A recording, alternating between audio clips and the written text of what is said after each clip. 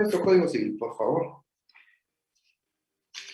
Vayámonos al artículo 63 del Código de Notariado. Nos habíamos quedado de muerte presunta, posesión definitiva y plazos. Mire, pues, una vez decretada la ausencia, el artículo 63 ya no se determina la muerte presunta. Leamos el artículo 63 despacio. Dice, transcurridos 5 años desde que se decretó la administración por los parientes, o, y hay una O ahí, ¿verdad? O, desde que se tuvo la última noticia del ausente, podrá declararse la muerte presunta de este. Y en tal caso, podrán sus herederos testamentarios o legales pedir la posesión de la herencia. Entonces, el objeto final de la declaratoria de la muerte presunta, uno de los objetivos, es precisamente que los herederos testamentarios o legales obtengan la posesión de la herencia. Estamos hablando de posesión, no propiedad.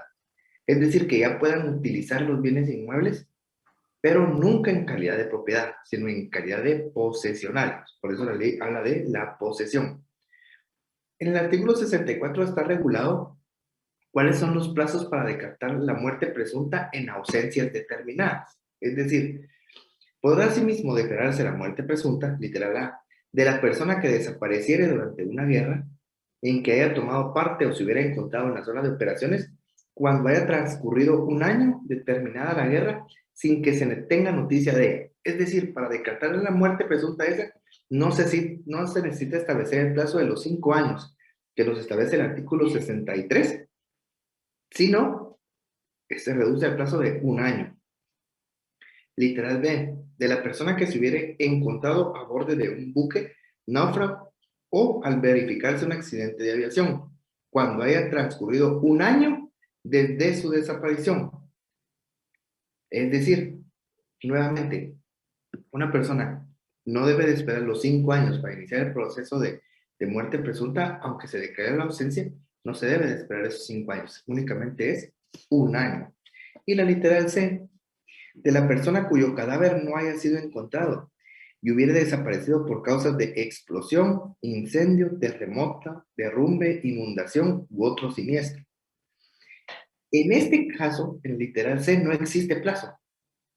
Si ustedes se dan cuenta, no hay un plazo regulado en el inciso C para decretar la muerte presunta.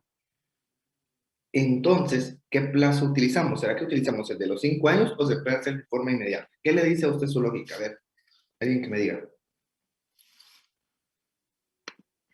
Vamos, jóvenes. ¿De forma inmediata sería, licenciado? Así, Sheila, de forma inmediata. ¿Alguien más? ¿No? Bueno, sí, efectivamente, al no existir un plazo establecido, en la declaración de muerte presunta se puede hacer de forma inmediata. ¿Por qué? Porque aquí hay una siniestralidad. Palabrita esa, ¿va? Complicado, pero efectivamente se debe hacer de forma inmediata. De ahí que otro artículo me interesa a mí acá, el artículo 68. La resolución que declare la muerte presunta, así como la que otorga la posesión definitiva de los bienes, será inscrita en los registros del Estado Civil y de la propiedad inmueble que corresponda. Hay que leer el artículo 68 y leer de una vez el artículo 76 del mismo cuerpo legal. Se los leo. Los herederos o legatarios que hayan obtenido la posesión definitiva de los bienes no podrán adquirirlos por prescripción. Miren, personas, lo que sucede es que al declarar la muerte presunta, se toma la posesión del bien inmueble, pero no la propiedad del bien inmueble. Y esta no puede ser adquirida por tiempo, por prescripción, establece la ley. ¿Por qué? Porque lo que se obliga en este caso es a que se inicie el proceso sucesorio testamentario intestado de esa persona que haya fallecido, porque ya se declaró su muerte presunta, para tener la propiedad del mismo. Va. ¿Por qué es importante esta situación? Porque muchas personas consideran que al declararse la muerte presunta ya son dueños del bien inmueble, y no. aunque haya una anotación inscrita en el Registro General de la Propiedad, esa es únicamente de posesión, no de propiedad. Y por lo tanto, la misma norma establece, hey, está bien que seas posesionario de bien inmueble, pero erradicar el proceso sucesorio testamentario y intestado, y ahí vas a poder adquirir la propiedad. Mientras tanto, no. Pero es que eso fue hace 10 años, ya pasaron los 10 años que establece la ley y al tener la posesión ya soy propietario. No se puede. Existe una prohibición taxativa regulada en el Código Civil en el cual establece que no se pueden adquirir los bienes por prescripción. No se puede. No se puede. Así de sencillo. Y ahí me interesa el artículo 73. En el artículo 73 le ponen la palabra arriba alimentos, por favor. Los poseedores de los bienes deben proveer de alimentos a los que tengan derecho a recibirlos en los términos que la ley establece. ¿Qué significa esto? Los alimentos, como es un derecho que nace de una relación, no puede olvidarse por el hecho de que la persona haya fallecido y los bienes estén en posesión de otra persona. Los alimentos siempre se deben de cubrir y los protege el Estado de Guatemala. ¿Cómo? A través de ese tipo de normativas. Los poseedores de los bienes deben proveer de alimentos a los que tengan derecho a recibirlos en los términos que la ley establece. Y me interesa el artículo 77. Si el cónyuge de la persona declarada muerta contrae nuevo matrimonio, este será válido aunque el ausente viva, a no ser que los cónyuges o uno de ellos conociera las circunstancias de estar vivo el ausente. En este caso, la acción de nulidad corresponde al ausente o al cónyuge que haya ignorado al casarse que aquel vivía. Esta acción prescribe a los 6 meses contados para el ausente desde la fecha en que tuvo conocimiento del nuevo matrimonio y para el cónyuge desde que supo la supervivencia del ausente. Lo que busca es proteger la relación de matrimonio, eso es lo que busca. Pero si ya han pasado demasiado tiempo en la ausencia o la muerte presunta, tampoco establece un plazo tan largo para que se establezca la nulidad del mismo. Únicamente le da 6 meses. Ahora bien, hay una pregunta en el examen técnico profesional que les gusta mucho hacer a los a ver, pues, ¿qué sucede si el muerto aparece? ¿Qué sucede si la persona que ha sido declarada muerta aparece? ¿Qué proceso iniciaría usted para revivir al muerto? ¿Sí? Revivamos al muerto, pues. ¿Cómo revivimos a un muerto que ya ha sido declarado muerte presunta? ¿Qué juicio le voy a hacer para que el muerto otra vez tenga la adquisición de sus derechos? ¿Qué proceso es? ¿Algo?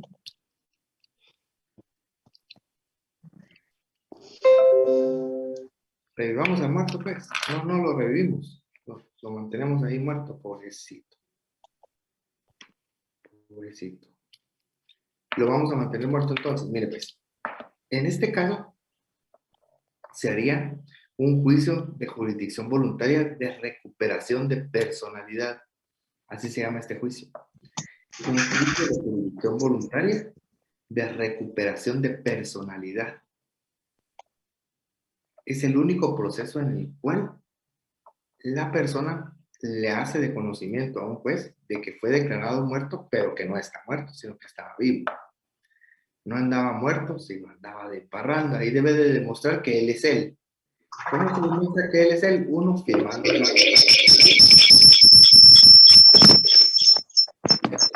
de nacimiento y se le solicita al juez que haga una inspección judicial, que en este caso sería poner en presencia al presunto fallecido frente a él.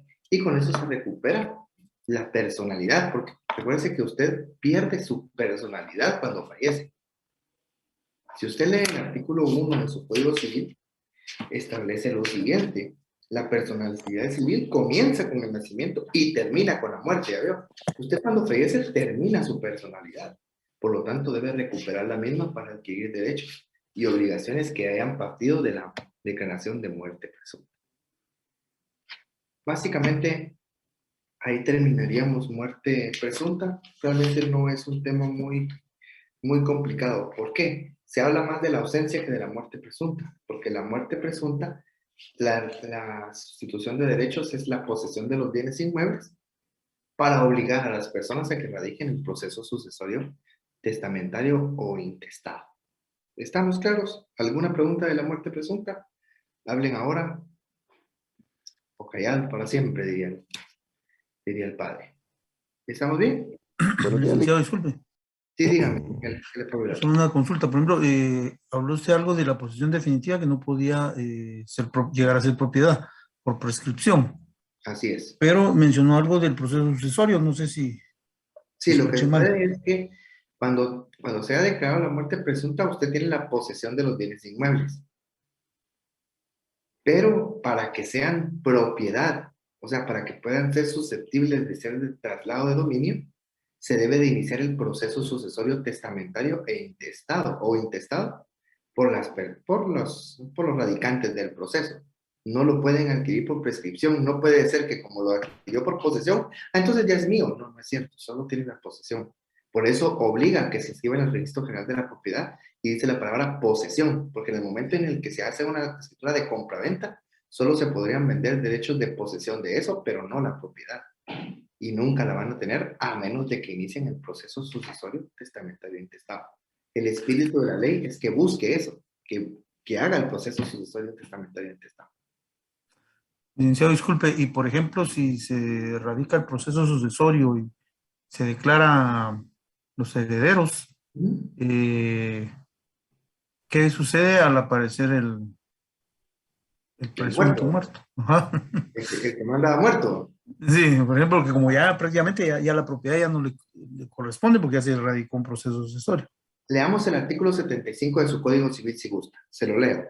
Si el ausente o presunto muerto aparece o se prueba su existencia, aún después de la posesión definitiva, recobrará sus bienes en el estado en que estos se encuentren, el precio de los vendidos y los que provengan del empleo que se haya hecho de ese precio.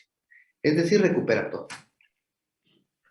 Pero ese artículo dice, menciona la posesión definitiva, Definitivo. no, por ejemplo, que se haya hecho ya radicado el proceso sucesorio y se haya adquirido la propiedad. Y si se funciona la misma regla en el proceso sucesorio intestado y extrajudicial. ¿Por qué? Okay. Porque si apareciera el muerto, si llegara a aparecer el muerto, él al recuperar la personalidad recupera todos los bienes que haya tenido. Por eso Okay, ya hayan pasado. Por eso es delicado declarar una muerte presunta si uno no tiene cierta certeza de que realmente no va a aparecer. Porque si llega a aparecer, sí, se vuelve un problema muy grande. Porque él al recuperar la personalidad recupera todos los derechos que tiene. Todos. Y licenciado, por ejemplo, en este caso, se recupera la personalidad y el que ya esté ya tenga la propiedad de los bienes, tiene que escriturar, o sea, se tiene que hacer otro traspaso, por así decirlo, traslado de dominio. Se hace una anotación de demanda, porque él está solicitando la recuperación de sus bienes en un juicio ordinario de recuperación de bienes y todos los bienes se retrotraen a su origen inicial, su origen inicial lo mismo, a su origen. O sea, que ya no tiene, sí, pues él ya no tendría que inscribir la propiedad. Ah, ok, solo la anotación. Ahí está. Gracias, licenciado. ¿Alguna otra pregunta, joven? Sí, buenos días. Hola, Luis, mucho gusto. Ahí, fíjese que yo estaba viendo que tal vez sí es importante cuando uno habla todo eso del proceso testamentario, intestado por muerte o donación. Y regularmente nadie le pone atención, pero el proceso tanto administrativo como jurídico que hace el notario es bien importante porque aquí no le ponen atención y son unas grandes multas con los meses que pasan y el 1% mensual que le van aplicando. Yo me he dado cuenta que casi nadie le aplica, le habla a uno de esto, pero realmente sí es bien importante, Lick, porque sí, las multas es severa la multa y la gente no sabe, aquí no hay cultura de eso, se muere alguien y ahí vamos a ver qué hacemos y pasan los años. Cuando uno llega a las grandes multas por no haber hecho el proceso testamentario intestado por donación o por muerte, ¿verdad? Entonces sí es bien importante eso, porque ahorita que vio eso, puchiga, dice uno, solo con eso el notario puede vivir, porque son cantidades grandes que no solo si usted no lo hace, son multas y aparte de lo que cobra el notario, ¿verdad? Entonces sí, es bien importante recalcar ese punto porque sí es fuerte, pues. Ya lo Solo- vamos a ver nosotros en el libro cuarto cuando hablemos del proceso sucesorio testamentario intestado. Yo realmente sí considero que nosotros como abogados y notarios tenemos mucha responsabilidad. Y como les digo, miren, a veces uno quisiera hacerlo muy rápido. Las instituciones del Estado a veces se tardan mucho en resolver, mucho en resolver. Y es complicado, pero sí, es importante hablarlo, mi querido Luis. Muy bien. ¿Alguien más, jóvenes? No, seguimos, va. Perdone, Bien, pues, jóvenes. Licenciado Madel. Sí, Brenda, ¿qué le puedo ayudar? perdone, a mí solo me surge una duda. Cuando ya se haya hecho, digamos, la posesión de un bien inmueble y los herederos venden esa posesión, quien compra esa posesión puede iniciar el proceso sucesorio, Lic. Sí, Sí, así. gracias, Sí, Lic.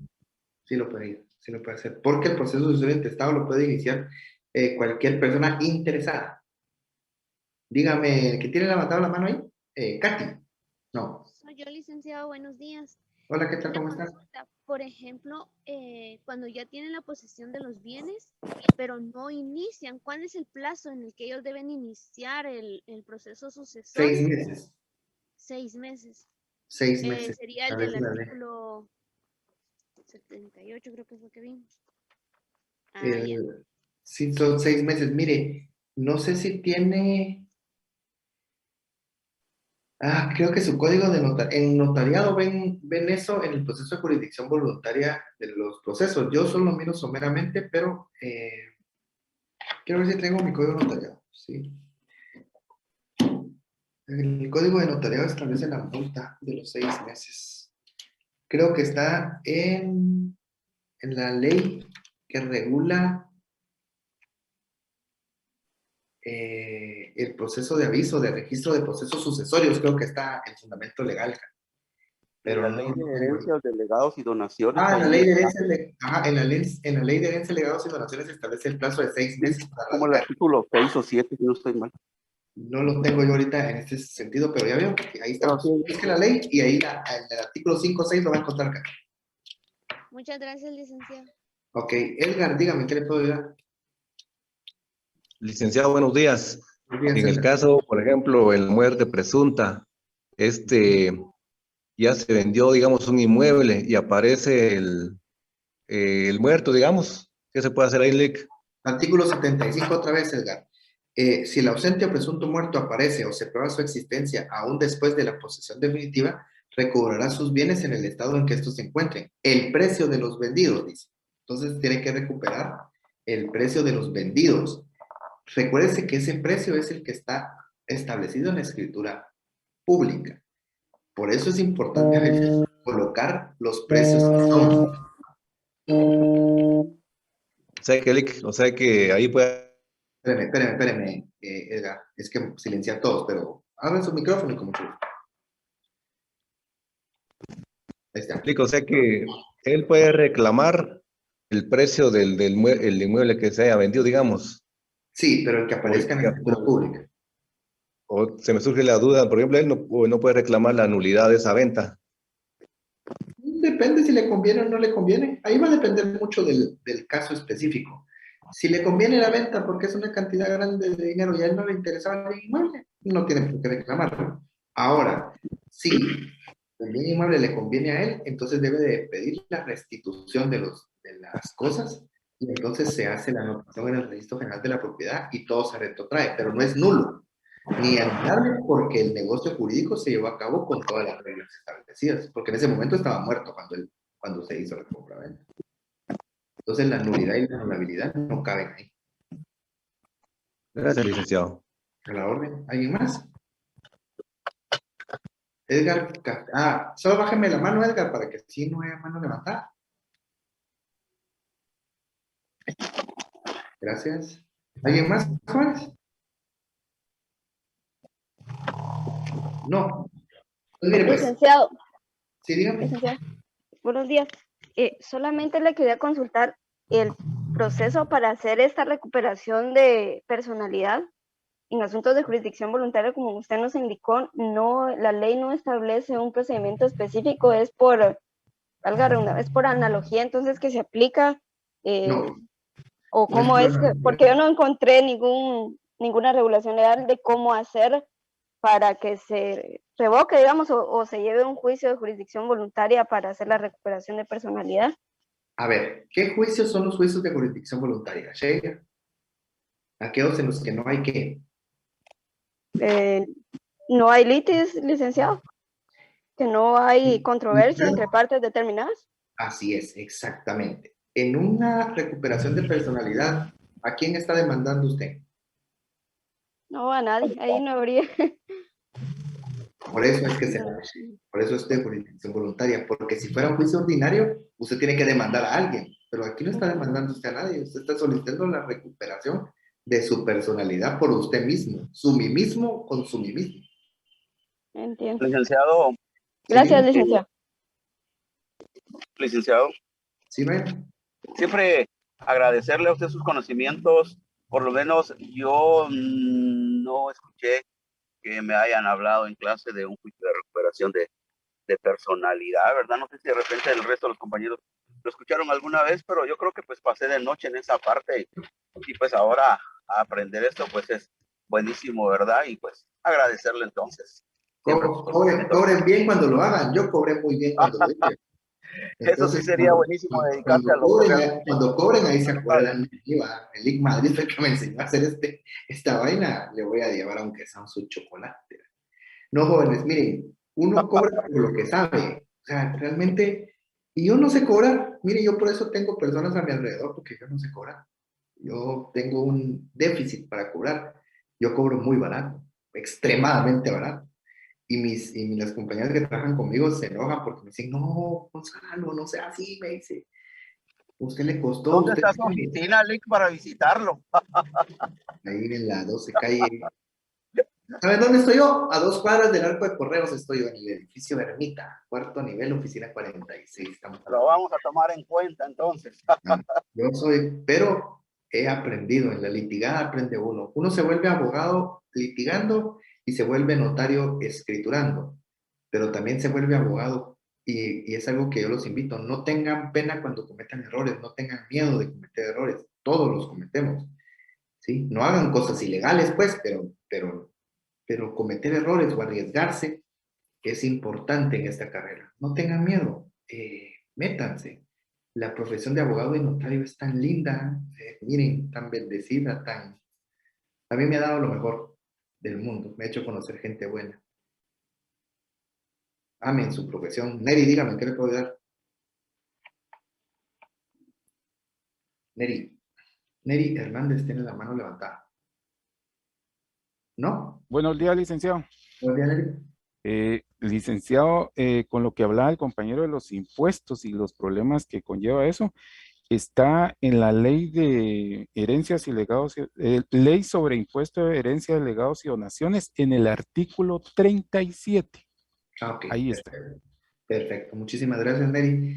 Ahí hagan por favor, colóquenlo en el chat. Miren, jóvenes, una clase de derecho de preparación para el privado tiene que ser así. Insisto, el examen es oral, es hablado, no pierdan el miedo a hablar, porque no es escrito. Si usted cree que va a ir a escribir a su examen, está totalmente equivocado.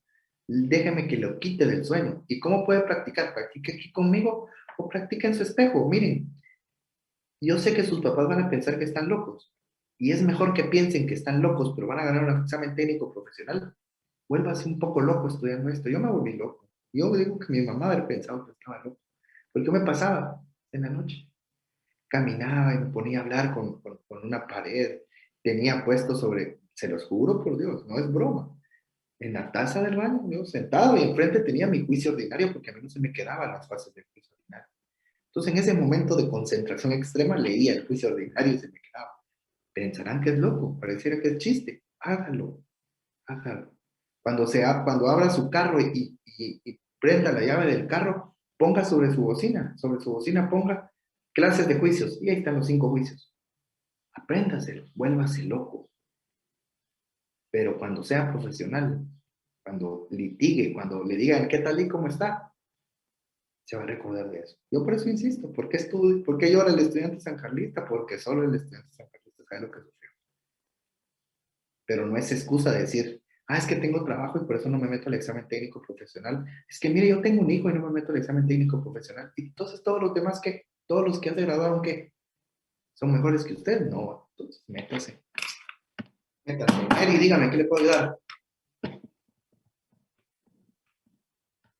Eri Hernández. No, le quitó la mano. Patricia Mikulash, ¿en qué le puedo ayudar yo a usted? Buenos días, licenciado. Hola, Patricia, ¿qué tal? ¿Cómo está? Qué gusto escucharla. Gracias, licenciado. Buenos días. Es que tengo una duda. Yo no logré escuchar. Entonces, ¿cuál sería el procedimiento para recuperar la personalidad? Es un juicio de jurisdicción voluntaria de recuperación de personalidad, ¿sí? Bueno, gracias, licenciado. Pero recuérdense que esa información solo la van a dar ustedes si se la preguntan en el examen, ¿va? ¿Qué pasa si aparece el vivo? Bueno, recupera los bienes. ¿Y cómo va a recuperar los bienes si no ha recuperado la personalidad? Licenciado, tiene razón. Primero se efectúa un proceso de jurisdicción voluntaria de recuperación de personalidad. Fundamento legal, licenciado, los procedimientos de jurisdicción voluntaria no conllevan litis. En este caso, como es la misma persona la que está pidiendo la recuperación de personalidad, se debe de llevar a través de un proceso de jurisdicción voluntaria. O sea, miren, jóvenes, no tengan miedo a hablar. Los catedráticos no son, o sea, sí son serios. Y hay catedráticos que posiblemente sean malos, yo eso no lo dudo. Pero la mayoría son objetivos, la mayoría son buenos, la mayoría les gusta ver a un alumno que sabe. No tengan miedo, no tengan miedo. Es lo que yo pido nada más. ¿Y a usted quién le dio clases? El licenciado Gonzalo Madrid. Entonces ya es inmortal, le van a decir a usted. Sí, casi ya soy inmortal. La clave de la vida. Vale. Mire pues, ¿alguien más? Si no, le entramos a familia. No, va, mire pues. Título segundo, de la familia. Entonces voy a volver a compartir pantalla. Mire pues, jóvenes. Hoy le tenemos que entrar a esto con toda la fe del mundo.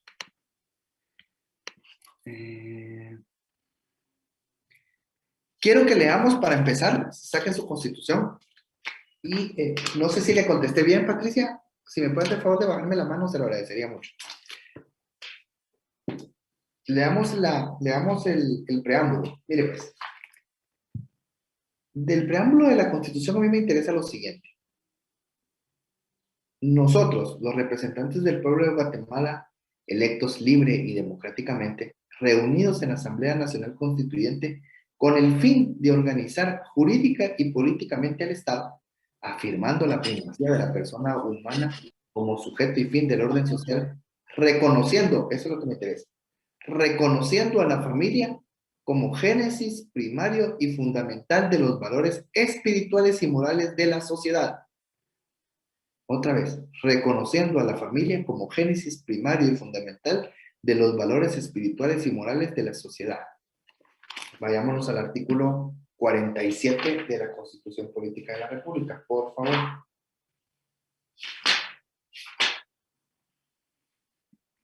Sección primera, familia. Protección a la familia. El Estado garantiza la protección social, económica y jurídica de la familia. Promoverá su organización sobre la base legal del matrimonio, la igualdad de derechos de los cónyuges, la paternidad responsable. Permítame un segundito, solo voy a silenciar, ¿sí?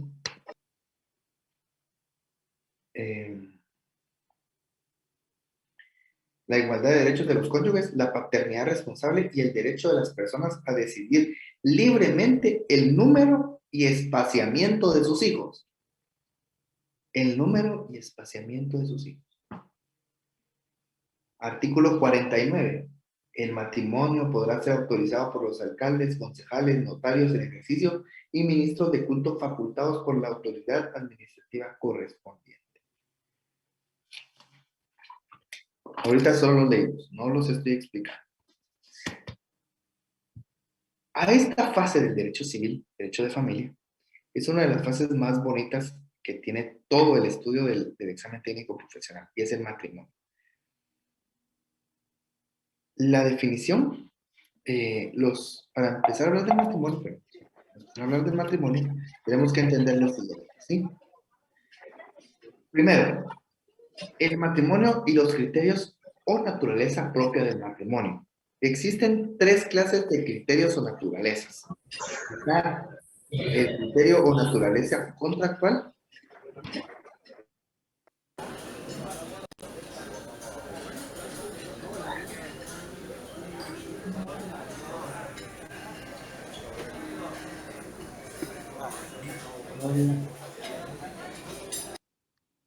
Ahí está, perfecto. Existen 3 criterios o naturalezas. Existen 3 criterios o naturalezas respecto al matrimonio. La primera es el contrato.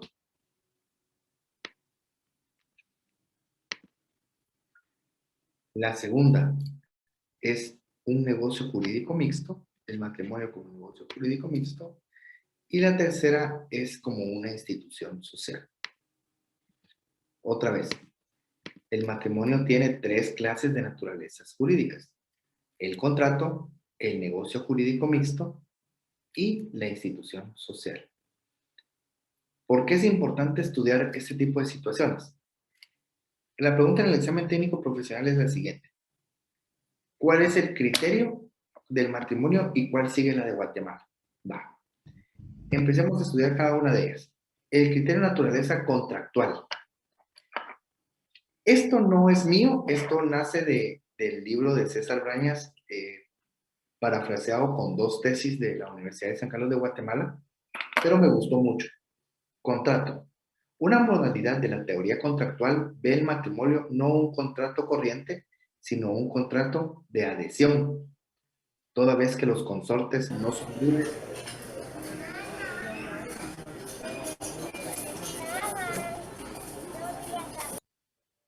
De veras, hombre.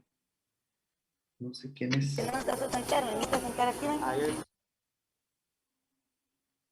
¿Quién es este? Dice Mario Alfonso Castellanos.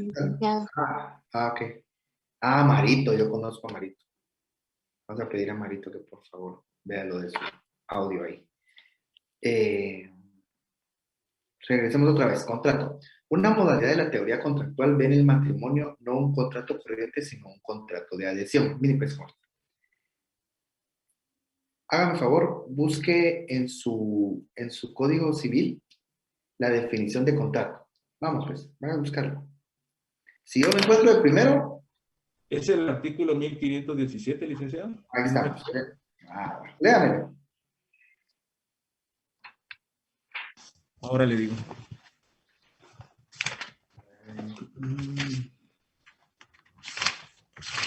Vamos a ver. Aquí está. Buenos días, licenciado. ¿Será que lo puedo leer? No, creo que ya lo había comentado el amigo ahí. Ahí está. Léamelo. El artículo 1517 regula lo siguiente. Hay contrato cuando 2 o más personas convienen en crear, modificar o extinguir una obligación. Bueno, en este caso, el matrimonio establece que es un acuerdo de voluntades entre 2 personas y por eso es contractual. Sin embargo, tampoco es contractual puro.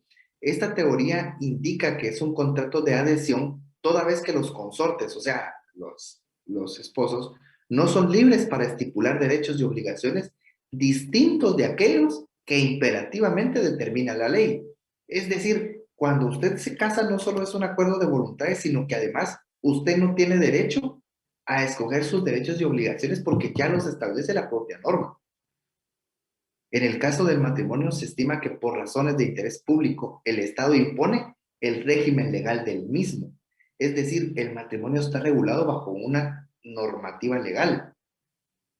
De tal manera que los consortes simplemente se adhieren a este estatuto, fusionando su voluntad solo para el efecto de ponerlo en movimiento y aplicarlo, por lo tanto, a sujetos determinados. Es decir, en la teoría del contrato, se establece claramente que las normas y reglas ya están estipuladas. Puro contrato de tarjeta de crédito, un contrato de adhesión, en el cual a usted le entregan la tarjeta de crédito, pero ya le entregan todas las reglas para usarla. Claro que nosotros lo resumimos a pasarla en Walmart, a pasarla en cualquier lado y muerta la gallina, pero realmente es un contrato de adhesión porque usted se adhiere a la institución bancaria para respetar las normas y reglas de la institución bancaria. Lo mismo sucede acá. Aquí dice, el hombre y la mujer se unen, establecen normativa propia, pero bajo las leyes y normas establecidas en el Código Civil.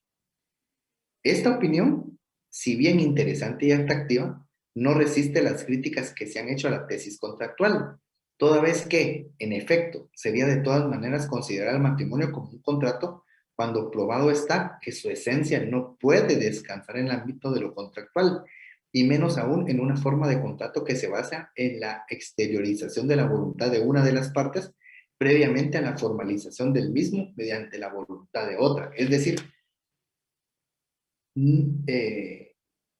la crítica que se le hace a la naturaleza contractual es que la voluntad de una persona para contraer matrimonio no es una voluntad en sí misma de unir a dos personas en derechos y obligaciones específicas. No, encierra algo más.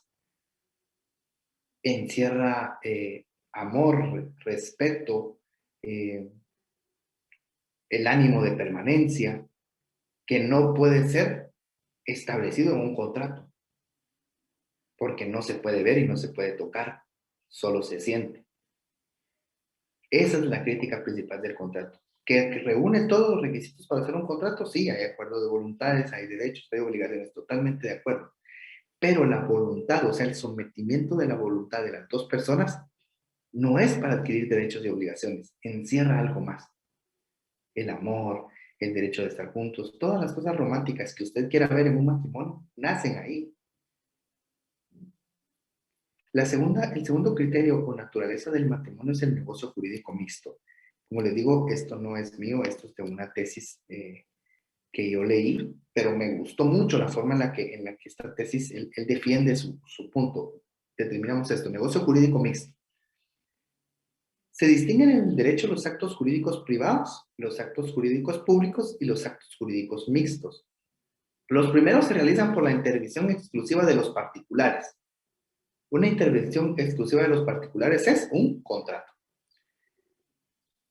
Los segundos por la intervención de los órganos estatales, los actos jurídicos públicos. Y los terceros por la concurrencia tanto de particulares como de funcionarios públicos en el acto mismo, haciendo sus respectivas manifestaciones de voluntad. En este caso, el matrimonio es un acto jurídico mixto debido a que se constituye no solo por el consentimiento de los consortes, sino también por la intervención que tiene el alcalde municipal o los funcionarios que aquí establecen. Él habla del alcalde municipal, pero es de los funcionarios. Ese órgano del Estado desempeña un papel constitutivo y no simplemente declarativo, pues podemos decir que si se omitiese en el acto respectivo la declaración que debe hacer el citado funcionario, considerando unidos a los contrayentes en legítimo matrimonio, este no existiría desde el punto de vista jurídico. Es decir, la naturaleza del matrimonio para este criterio de negocio jurídico mixto es que aquí participan dos personas y alguien ajeno a ellos que tiene funciones públicas específicas. Aquí mencionan al alcalde, pero está el alcalde, el concejal, el ministro de Cultura y el notario. Y que sin la participación de estos, el matrimonio no puede nacer a la vida jurídica. Por lo tanto, la intervención de estos funcionarios públicos hace o es un concurrente como una obligación para que el matrimonio nazca. ¿Cuál es la crítica que se le hace a ese negocio jurídico mixto? Es que no determina la voluntad, no determina los derechos y obligaciones, sino es eminentemente formalista. Se va a la forma específica del matrimonio y no regula al respecto de los derechos y obligaciones que nacen del matrimonio. Pero es muy interesante porque tiene algo de verdad. En el momento en el cuando usted sea notario y celebre un matrimonio, cuando usted declara esposo y esposa a alguien, su simple declaración, su simple palabra, hace que el matrimonio nazca la vida jurídica. Miren la importancia que tiene entonces la celebración del acta de matrimonio. No es solo un acto de, que sea bonito, no. En el momento en el que el notario declara la unión de dos personas, esa declaración, unión, tiene la fuerza de unir a dos personas. Y cuando lo firma y lo sella, esa declaración de voluntad se ve expresada gráficamente. Entonces, así se determina el negocio jurídico mixto. Y por último, en su naturaleza, que es la que sigue Guatemala, es una institución social. ¿Por qué es una institución social? Primero, el matrimonio constituye una verdadera institución por cuanto que los diferentes preceptos que regulan tanto el acto de su celebración, al establecer elementos esenciales de validez, como los que fijan los derechos y obligaciones de los consortes, persiguen la misma finalidad al crear un estado permanente de vida que será la fuente de una gran variedad de relaciones jurídicas. Debe partirse de un punto de vista. El matrimonio como institución, o dicho en otra forma, la institución del matrimonio, no constituye una persona jurídica de tipo institucional. La palabra institución se emplea respecto al matrimonio en el sentido de una situación o estado regida por un conjunto especial de reglas impuestas por el Estado, según como quedó transcrito. ¿Qué es lo que sucede con la institución social? ¿O a qué se refiere todo esto que hablamos ahorita? Primero busca dos cosas. Primero es que los elementos propios y válidos de la constitución del matrimonio en las personas que lo autorizan y la regulación y el marco legal que regulan estas modificaciones, protegidas bajo el Estado. Entonces dice, mire, no es un contrato porque aunque existe acuerdo de voluntades, hay algo más. La institución también determina la finalidad propia del Estado. Por eso en la definición legal del artículo 78 regula cuál es la finalidad del matrimonio. Leamos el artículo 78 de su Código Civil.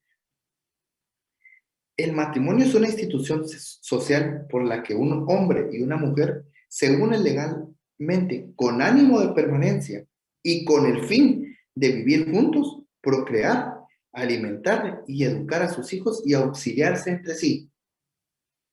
Por eso es una institución social, porque no se va únicamente a los elementos propios de la creación del acuerdo de voluntad y no establece únicamente requisitos formales para su inscripción, sino que busca proteger el núcleo social de la familia, dándole precisamente fines propios del matrimonio. ¿Y cuáles son los fines propios del matrimonio? Vivir juntos, procrear, alimentar y educar a sus hijos y auxiliarse entre sí. ¿Queda claro cuáles son los criterios o naturalezas propias del matrimonio? ¿Todo bien? Bueno. Sí, licenciado, gracias. ¿Cuáles son los tres sistemas? ¿Cuáles son los tres sistemas del matrimonio? Religioso, civil y mixto. El religioso nace en el derecho canónico, en el cual únicamente con el simple hecho de invocar el nombre de Dios a través de una figura sacerdotal o una figura religiosa se constituía el matrimonio. ¿Se recuerdan en las novelas mexicanas que están celebrando el matrimonio y el sacerdote dice que hablen ahora o callen para siempre? Y si se interrumpe ese matrimonio en ese momento, la boda queda sin efecto. Algo así es el sistema religioso. Obviamente en Guatemala no se sigue este sistema en virtud que la boda religiosa es más un rito propio del matrimonio social que un rito legal. Por eso es que se celebra primero la boda civil y luego la boda religiosa. Sistema civil. Para que nazca la vida jurídica, el matrimonio se debe de cumplir los requisitos y formalidades establecidas en una norma legal, el Código Civil en este caso. ¿Estamos? Entonces, y ese es el único requisito para su validez. Mientras que en el religioso tiene que ser un sacerdote, en el civil tiene que ser un empleado o funcionario público de determinada ley para que este matrimonio nazca la vida jurídica. Y existe el mixto. Existe el mixto. ¿Cuál es el mixto? En el cual se debe de llevar a cabo ambas situaciones para que nazca la vida jurídica, obligando a la persona a que civilmente contraiga matrimonio y luego religiosamente lo haga. El mixto no se utiliza mucho en América Latina, pero sí en países europeos y en países por índole oriental.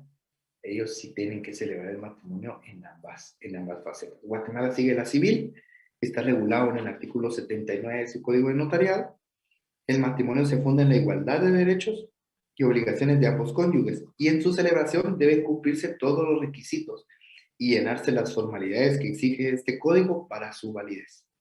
Guatemala sigue entonces el sistema civil, donde se deben de cumplir los requisitos establecidos en la norma legal para que nazca a la vida jurídica. ¿Alguna otra situación? ¿Alguna duda? O soy muy bueno o no me han entendido nada. Y creo que no soy tan bueno, entonces es complicado. Dígame, Neri, ¿qué le puedo dar? Neri Hernández. Licenciado, para aportar, ahora en cualquier culto, cualquier corriente de culto de fe exigen el certificado matrimonial para poder efectuar este rito, ¿va? Y ellos son claros en decir de que no están casando, sino están bendiciendo el casamiento civil. Así lo dicen sacerdotes y bueno, todos los demás que se dedican a eso. Así es, pues en Guatemala se sigue la boda civil. Socialmente se hace la boda religiosa, pero en Guatemala cuando se celebra la boda civil ya nació la vida pública. Punto. No, la boda religiosa es más un evento social que un acto de unión propia. Solo pone su matrimonio ante los ojos de Dios, que es importante porque sin Él no somos nada, jóvenes. Dios es el centro de todos nosotros. Punto. ¿Algo más? ¿No? Licenciado, buenos días. Dígame, Luis, ¿en qué le puedo Perdone, y entonces, ¿en qué momento no es un evento social cuando dice que los que están autorizados para instituir el matrimonio están menciona alcaldes, algo así como servidores de culto o algo así? Por ejemplo, para los pastores que tienen ahorita lo vamos a ver más adelante, pero para contestarle su pregunta, los pastores evangélicos pueden celebrar matrimonios y se inscriben, pero ahí se mezcla lo religioso con la celebración propia, pero el acto jurídico del matrimonio es porque el pastor celebra el acto a través de un acta, porque él efectúa un acta y ese es realmente el vínculo del matrimonio. Todo lo demás no es eminentemente social. Ahí se unen en un solo momento, pero realmente, si usted lo mira fríamente, el acto de matrimonio ante un ministro de culto se celebra en dos partes, que son bien determinadas. Una parte de predicación y una parte donde se celebra propiamente el matrimonio. O sea, sí está como separadito. Ahí se hace en un solo acto, pero realmente la mayoría de personas, y le digo, incluso en actos de matrimonios de personas cristianas evangélicas, se hace por separado. No afecta en nada, porque no es que sea el pastor que lo haga por sí mismo, debe tener una autorización administrativa para hacerlo. Él por sí mismo no lo puede hacer. Dígame, Judí Teshach. Buenos días, licenciado. En el artículo 92 establece quiénes son los funcionarios que pueden autorizar el matrimonio. Y en el segundo párrafo era lo que decía el compañero, donde establece que también podrán autorizar el ministro de cualquier culto que tenga esa facultad otorgada por la autoridad administrativa correspondiente. Porque no lo puede hacer por sí mismo. O sea, él Exacto. solito, si no tiene la autoridad, no lo puede hacer. Por eso no se puede mezclar. O sea, aunque pareciera, no se puede. Neri, ahora sí, dígame, ¿qué le puedo dar? Licenciado, fíjese que es cierto eso de que los pastores pueden oficiar, pero ellos para curarse en salud, si es notario el pastor, porque los hay abogados y notarios, son pastores, se auxilian de un notario, siempre. Entonces hacen, digamos, en una cuestión de esas, hacen la boda civil el notario y de ahí se van con el pastor y la iglesia es responsable, pero siempre, siempre se auxilian de un profesional. Sí, así es. Estoy totalmente de acuerdo con usted. Sheila. Sí, licenciado, buen día. Sí, era solo con respecto a lo mismo que comentaba el compañero. Yo he tenido la oportunidad de ver en algunos casos situaciones similares como estas con ministros de culto de pastores evangélicos. Y me ha quedado esa duda, ¿verdad? De ver de que, pues incluso normalmente solicitan que se lleve a cabo primero un matrimonio civil y luego pues ellos hacen la celebración del matrimonio religioso, aunque pues no sé si esto legalmente tenga un orden establecido para eso, ¿verdad? Pero sí, incluso lo que el compañero comentaba de que se auxilian de otro funcionario es algo que también me ha quedado mucho con duda. Me imagino que por alguna limitante que ellos tienen como ministros de culto para ejercer la profesión también. No sé si es así, usted me agradecería me pudiera aclarar. ¿Por qué no lo hacen así? No sé, pero sí se debe de establecer primero un matrimonio civil. ¿Por qué? Porque la normativa en el artículo 79 es clara. Waldemar. Sí, licenciado, para aportar un poco a los compañeros, en el caso me voy a referir especialmente a los pastores evangélicos, porque como ahí en el artículo dice que pueden ser ministros de culto y etcétera, ¿verdad? Pero no solo porque lo quieran hacer, que porque sea el pastor, porque sea el ministro de culto, sino porque tienen que llenar ciertos requisitos que solicita gobernación.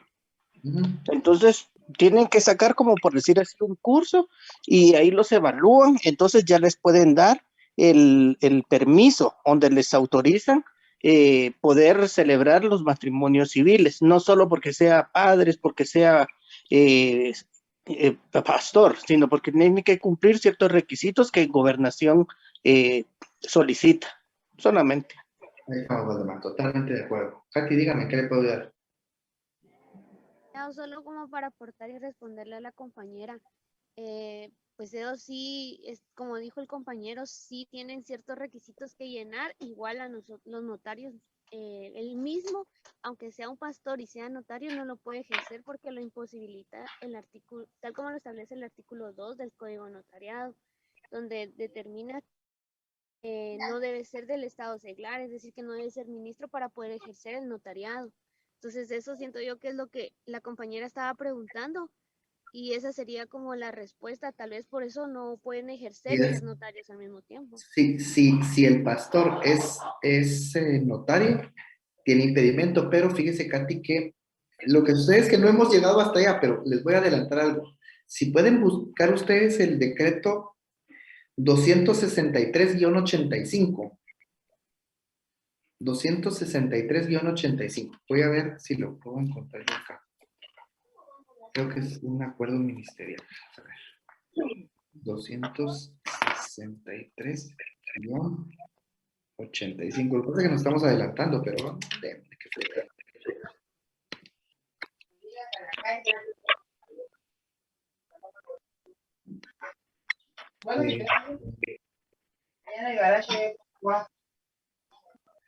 el decreto, el acuerdo gubernativo número 263-85 del Ministerio de Gobernación determina cuáles son los requisitos de autorización a ministros de culto para celebrar matrimonios con efectos civiles.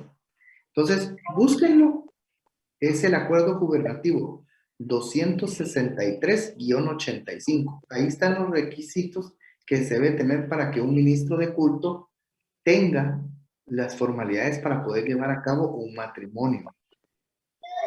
Búsquenlo y más adelante lo vamos a ver. Yo lo voy a tener aquí abierto. Mire, vamos a ver. Lo voy a compartir la pantalla. El acuerdo gubernativo es el número 263-85. Ese es el que regula los requisitos de autorización a ministros de culto para celebrar matrimonios con efectos civiles. Ahí creo que les va a aclarar mucho respecto a esta. En efecto dice reglamento para autorizar a los ministros de los cultos debidamente registrados para celebrar matrimonios con efectos civiles. Ahí estamos. Entonces, en ese acuerdo ustedes van a poder salir de muchas dudas que tienen respecto a estos ministros de culto que se van a hacer. ¿Oyeron? Lo vamos a ver más adelante y más despacio, pero para que quede ahí bien o ya lo tengan, para cuando lo miremos ya sepamos nosotros de qué estamos hablando. Miren, jóvenes, son las 7:55. 10 minutos de receso. Regresamos a las 8:05 para continuar con nuestro bendito matrimonio. Le voy a pedir a alguien que se case conmigo el día de hoy. Entonces, promoción válida solo para mujeres. Y cualquier cosa que alguien quiera. Lucy se quiere casar conmigo. Gracias, Lucy. Patricia, buena onda. Por lo menos no soy tan feito. No, dígame, Lucy, ¿qué le puedo ayudar? Gracias. Promoción válida solo para mujeres. 5 minutos de descanso, jóvenes, que necesito que con ustedes. 5 minutos, nada más. Yo me voy a quedar aquí conectado, pero 5 minutos de descanso. Vayan a estirar un poquito las piernas o a comer algo y así les seguimos con el matrimonio. ¿Oyeron? 5 minutos. No, 7:56, 8 y 6. Vamos.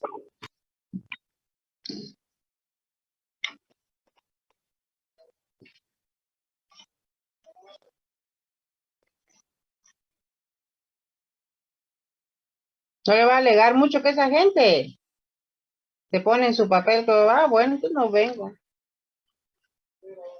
Solo hacerle ver ¿por qué se está hablando mi basura? Pues si siempre se la haya abajo.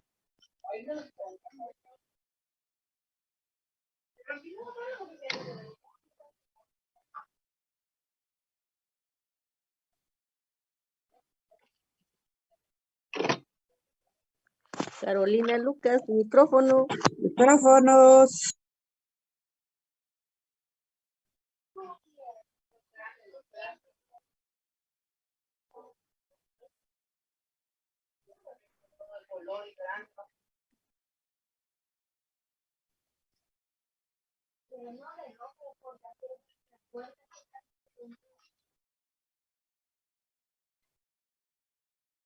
Bueno, les hablé, claro, no se curaron, sentador. Compañera, su micrófono.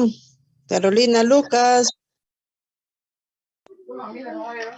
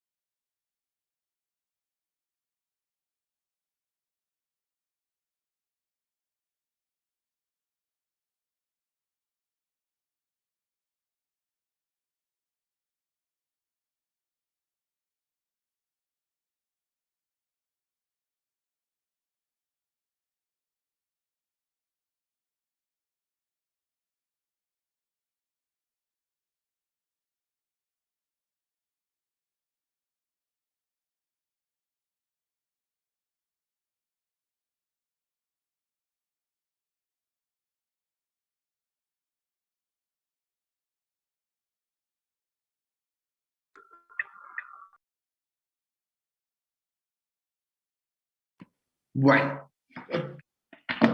Un minuto, pues ya, sigamos en esta vaina. 4, ya. Vamos a empezar. Bien, pues.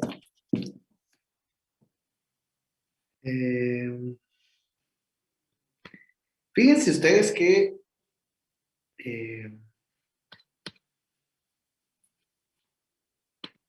a mí me gusta mucho este tema del matrimonio porque es de lo que más procesos civiles va a tomar uno en su vida profesional: matrimonios, divorcios, compraventas de bienes, liquidaciones de patrimonios conyugales. Y ese tipo de situaciones es muy, muy bonita porque lo ejerce tanto uno como abogado como notario, entonces por eso me gusta mucho. Vamos a empezar a leer ciertos artículos y los vamos a ir explicando lo mejor que se pueda, ¿sí? Entonces, vamos a empezar con los esponsales. Entonces, supongamos que, vamos a ver. No, ya fuera de broma, necesito a una señorita que desee participar conmigo en todo lo que es el evento social del año, que va a ser nuestra boda y nuestro matrimonio, frente a toda esta noble, a todos estos nobles estudiantes. Entonces, ¿creen que se ofrezca voluntariamente o lo escojo al azar? Y es peor. Hay 2 personas que tienen levantado. Va. Creo que Lucy lo abrió de primero. Lucy, mucho gusto. ¿Dónde está? Buenos días, licenciado. Bueno, Lucy, a partir de este momento que usted y yo vamos a comprometer, ¿no? Muy bien, me parece. Va. Mire, pues, vamos a leer cuando yo le pida la palabra, usted me la da y me dice si sí o si va todo lo que le voy a proponer ahorita, ¿no? Usted me dice si acepta o no acepta lo que va a hacer. Vamos al artículo 80, Lucy. Le voy a cerrar su micrófono. Vamos. Esponsales. Los esponsales no producen obligación de contraer matrimonio, pero dan lugar a demandar la restitución de las cosas donadas y entregadas con promesa de matrimonio que no se efectuó. Entonces, fíjese, Lucy, que yo le voy a proponer matrimonio a usted, ¿sí? Pero le voy a proponer matrimonio a usted y como parte de mi promesa de matrimonio le voy a regalar mi casa, una de las casas que yo tengo, que está ubicada en zona 5. Y le voy a hacer un contrato de compra-venta, un contrato de esponsal en escritura pública, donde yo le doy a usted, hago la compra-venta y la permuta de este bien inmueble va a ser con la promesa de que usted y yo vamos a celebrar matrimonio. ¿Me acepta la casa de la zona 5, Lucy? Sí, acepto. Y además de eso, Lucy, le voy a regalar un anillo, el cual contiene un diamante que está valorado en 25,000 quetzales. Oye, Lucy, ¿me acepta el anillo de compromiso? Sí, acepto. Y Lucy, además de eso, le voy a dar a usted 250,000 quetzales para que usted celebre el matrimonio como a usted mejor le parezca. ¿Le parece eso, Lucy? Sí, me parece. Sí, a mí también me parecería, hasta yo mismo me caso conmigo mismo, o sea, estoy dando casa, le estoy dando anillo, le estoy dando dinero. Pero fíjese, Lucy, que un esponsal es una promesa. Esa promesa se hace en escritura pública. Esta promesa conlleva que redactemos en una escritura pública de esponsales la promesa que en el momento en que nosotros celebremos el matrimonio, usted va a ser propietaria del bien inmueble, pero que yo, como anticipo a esta promesa, le doy un anillo valorado en 25,000 y le doy además de eso 250,000 quetzales. Es decir, un esponsal es una promesa que se efectúa en escritura pública, pero que no genera la obligación de contraer matrimonio en usted y yo. Con eso no estoy comprándole yo a usted, Luis. No estoy diciendo, como ya le di esto, entonces ahora puro tú se tiene que casar conmigo. Y entonces fíjese, Lucy, que yo soy algo ojo alegre y usted me mira a mí en una disco había otra persona que había levantado la mano que también se quería casar conmigo. ¿Cómo se llama? No me acuerdo. Ah, Patricia. Entonces me mira a mí con Patricia en San Martín de la Sexta Avenida y yo le estoy dando un acalorado y apasionado beso. Y entonces usted viene muy molesta y decide que ya no va a llevar a cabo el matrimonio. ¿Qué sucede con esos bienes que yo le di a usted, Lucy? Dígame, porque ahora vengo yo y dice, ya no te vas a casar conmigo, va, devolverme mi casa, pues, y devolverme los 250,000 quetzales, porque ahora se los voy a dar a Patricia. ¿Usted qué hace, Lucy? Mm.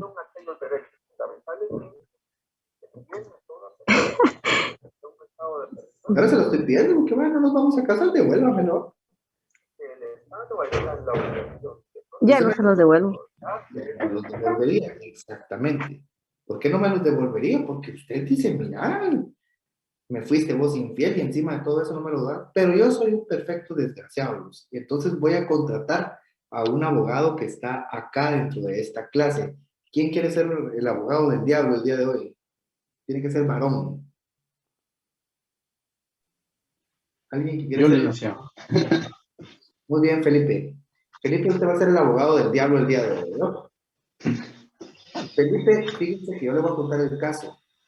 Felipe, fíjese que yo me iba a casar con Lucy, pero Lucy desafortunadamente me cachó a mí en una movida con Patricia y yo ya le había hecho unos esponsales en escritura pública donde le entrego una casa, 250,000 quetzales y un anillo. Y ahora los quiero recuperar. ¿Cómo los recupero? Licenciado, ahí tendríamos que entablar lo que es un juicio, más que todo un juicio, ahí no estoy completamente seguro, licenciado, porque como son cosas muebles, inmuebles, se podría decir. Sí, así es. Entonces, mire, por favor, tiene razón, Felipe.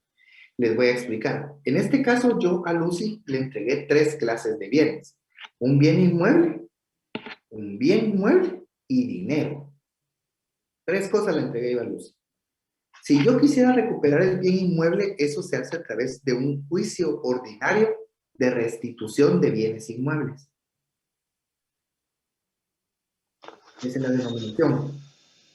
¿Por qué? Porque yo voy a decir, miren, hice una promesa, pero como es un esponsal y un esponsal no crea la obligación de contraer matrimonio, quiero que me devuelva el bien, quiero que esa promesa quede sin efecto. Y entonces ya pide usted la restitución del bien inmueble. Número 2, ¿qué sucede si es un bien mueble como es el anillo de 25,000 quetzales y yo se lo quiero quitar a Lucy? En este caso es un juicio sumario de entrega de bienes inmuebles, porque estoy pidiendo la restitución del anillo.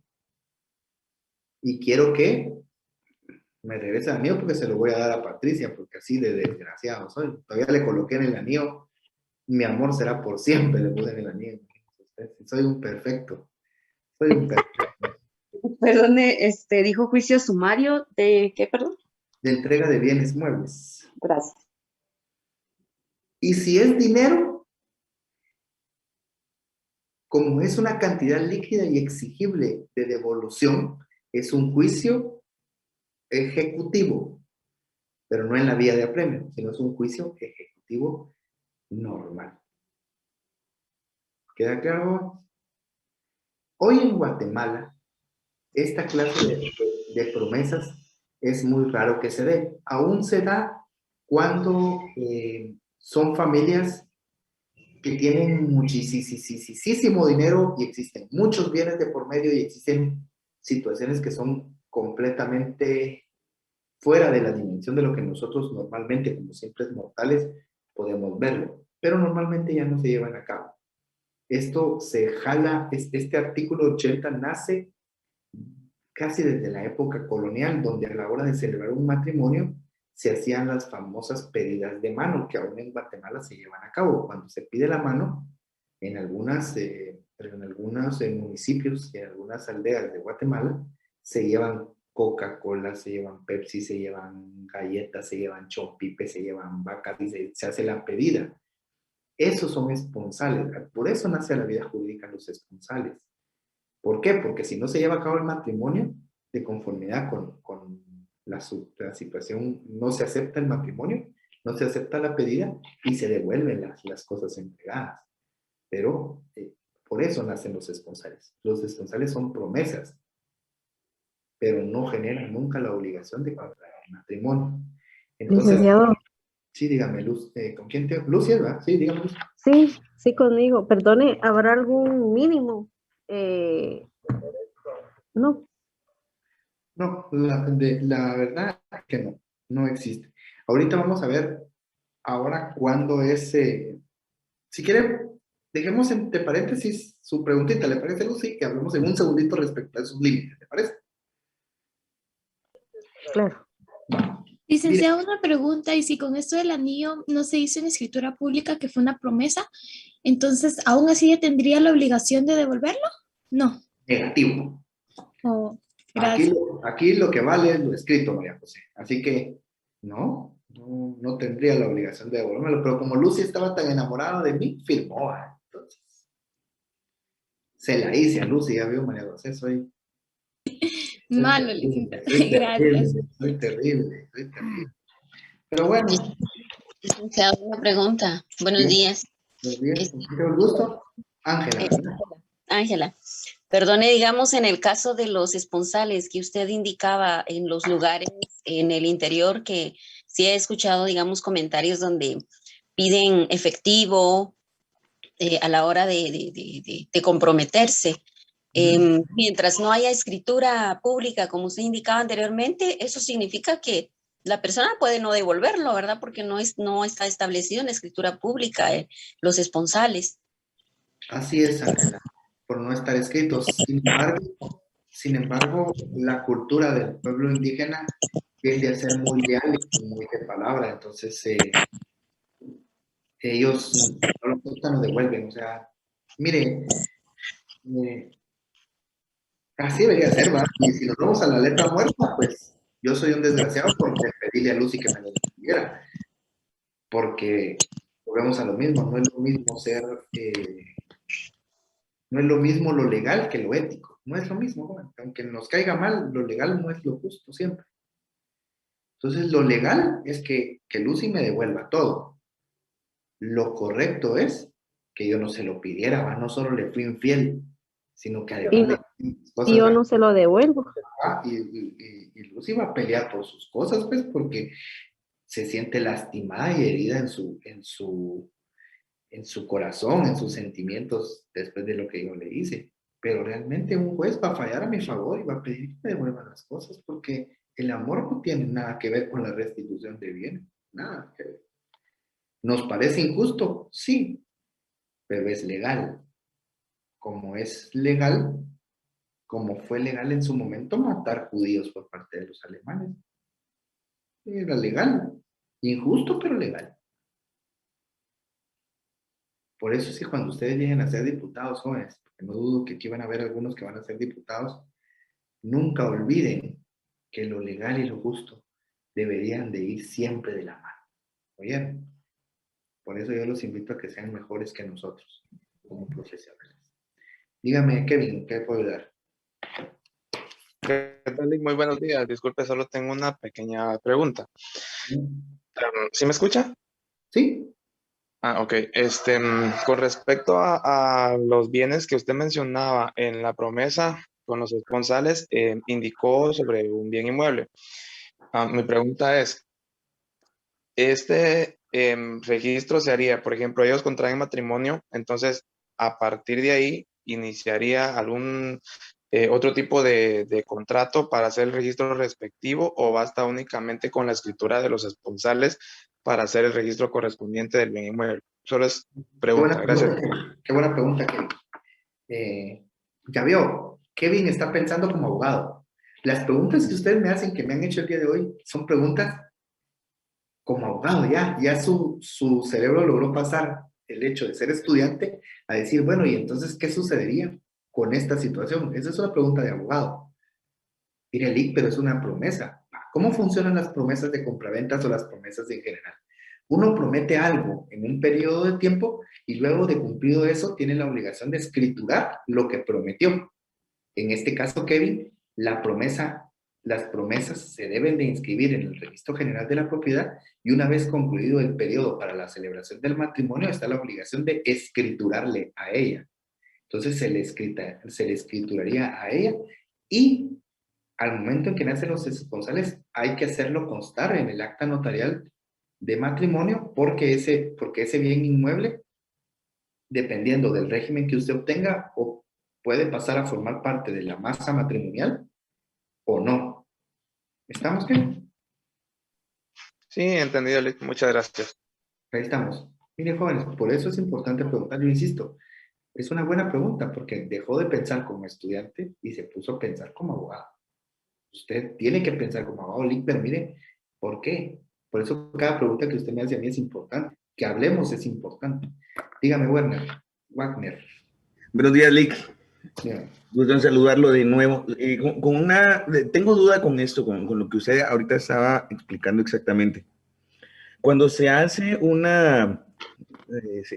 se facciona o se redacta una promesa, en el tiempo que se va a cumplir, pues ya ahorita usted acaba de dar la explicación que se da el procedimiento de cambio no, pasa a ser parte de la masa o se hace el cambio de nombre, etcétera, etcétera, ya del bien, ¿verdad? Inmueble.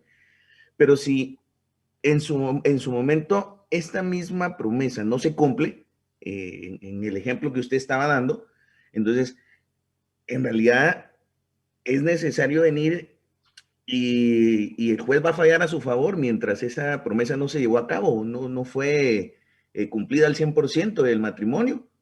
Por eso es que el contrato de promesa es un contrato condicional, en el cual usted tiene que hacer ver todas esas cosas que usted acaba de mencionar. O sea, digamos, en un contrato de promesa, en un esponsal donde se va a celebrar el matrimonio y no se llevó a cabo el matrimonio, si en el contrato de promesa se tiene que redactar eso que usted acaba de decir.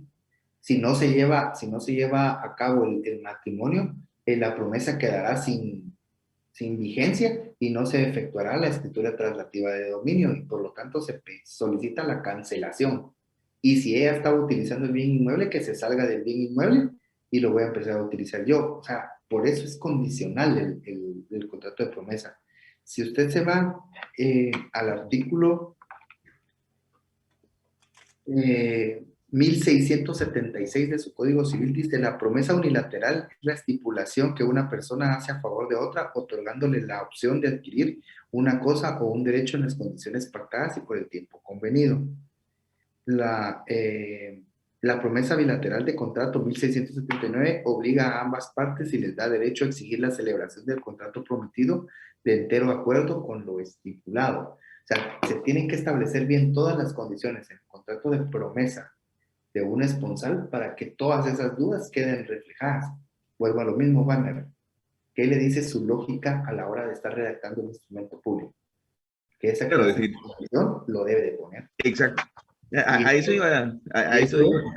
Y esa es lógica de abogado y notario. Esa es la lógica que a nosotros en la facultad nos deberían de enseñar. A nosotros nos enseñan con minutas ya hechas y así debe de ser. ¿Y qué sucede si cambia algo? Nos volvemos locos, no sabemos qué hacer. ¿Por qué? Porque nos enseñan cosas cuadradas. Y no, jóvenes, la creación del instrumento público es propia del notario. ¿Se recuerda? Usted es un notario y hay una función creadora, se llama eso. Seguramente ustedes ya lo vieron en la clase, en la cual el notario crea el instrumento público con las condiciones. Por eso somos peritos en derecho. Por eso los notarios son peritos en derecho, porque saben civil, mercantil, notariado. Eso es lo importante. Dígame, Neri, y después Katy. Primero, Neri. Dígame, Neri. El licenciado, regularmente los contratos de promesa no quedan abiertos. No. Regularmente en un alto porcentaje se fija una fecha de cumplimiento de la promesa.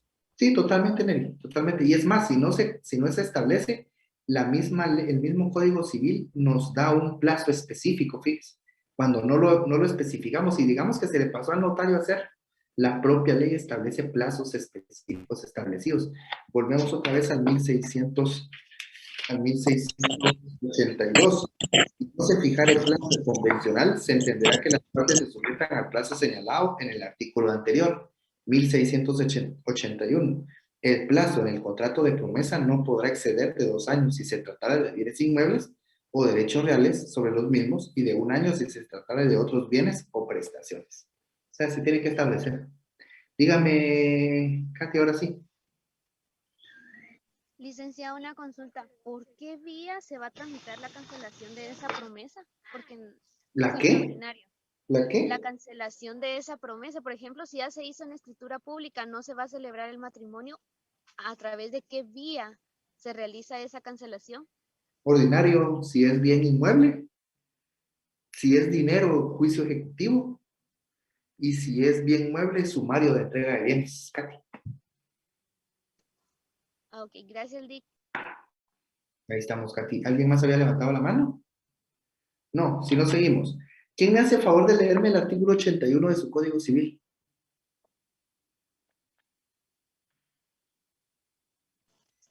Sí, licenciado, artículo 81. Tú para contraer matrimonio. Se establecen los 18 años de edad como la edad mínima para contraer matrimonio. Ahí estamos. Entonces, ¿dónde? Digamos de que me perdonó mi prometida. ¿Prometida está todavía ahí? No se ha ido. No se va a ir. Aquí estoy. Va. Lucy, mire, digamos que usted me perdonó. Vamos a hacer la idea que yo voy a cambiar y ahora soy una buena persona y ya no voy a hacer ninguna cosa mala y me perdona.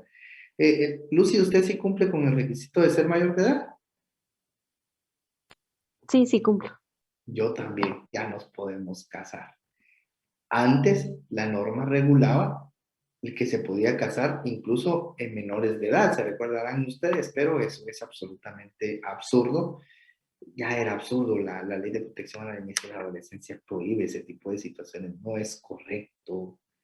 Miren, yo trabajé en la alerta Albaque, en la Procuraduría General de la Nación, y yo entiendo que 2 adolescentes enamorados se escapen, yo entiendo. O sea, es parte del enamoramiento de 2 personas que quieran estar juntos, que quieran tener cualquier tipo de relación, yo lo entiendo, pero son menores de edad.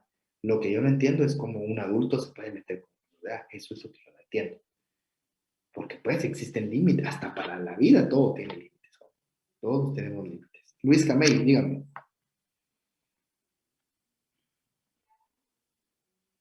¿No? Bueno. ¿Quién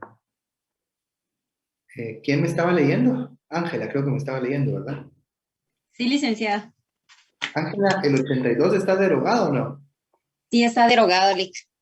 ¿Y el 83? El 83 no está derogado. Léamelo. Artículo 83. Prohibición de contraer matrimonio. No podrán contraer matrimonio ni autorizarse de manera alguna el matrimonio de menores de 16 años de edad.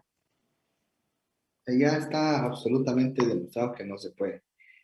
El artículo 84. Está derogado, Lic. Artículo 85.